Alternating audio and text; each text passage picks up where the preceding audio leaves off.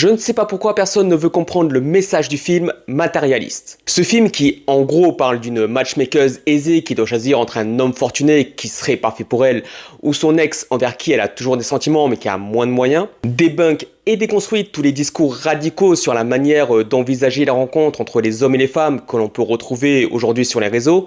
Et je vois pas mal de retours négatifs où les personnes trouvent que le film les a déçus, mais surtout qu'il est superficiel sans même parler du sujet, alors que c'est carrément tout le contraire. Le film critique la vision capitaliste de l'amour qu'ont les femmes et les hommes sur le sexe opposé, avec une exigence des critères trop nombreuses et précises, comme si les personnes étaient de la marchandise ajustable, que ce soit au niveau du physique ou du compte en banque, comme si l'amour pouvait se trouver avec un algorithme alors que c'est tout sauf une chose quantifiable et mesurable. C'est un film qui remet la valeur des sentiments à leur place et personne n'a été touché par ça, ce qui est vraiment inquiétant honnêtement. On reproche aussi au film d'être trop froid alors que si on a bien compris le film, il y a énormément d'émotions, d'amour, d'empathie et de compassion. Alors oui, c'est vrai que le film prend par surprise et que tout le monde s'attendait à une rom-com classique très neuneux, mais pourtant c'est bien une rom-com, il y a des codes dans le film dont la fin qui justifie bien le genre, sauf que là c'est adulte, mature et intelligent.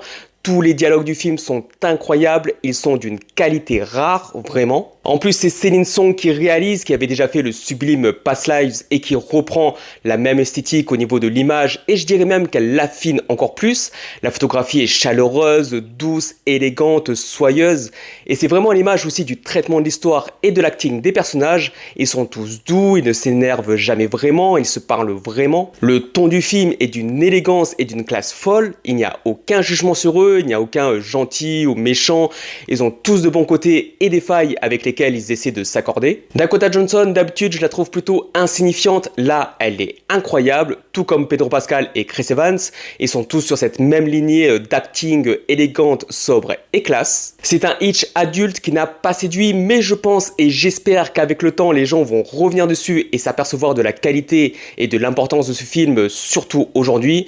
Mais j'ai l'impression qu'il n'a pas plu aussi parce que beaucoup de personnes doivent être la cible de la critique de ce film et bien sûr, ils n'ont pas aimé.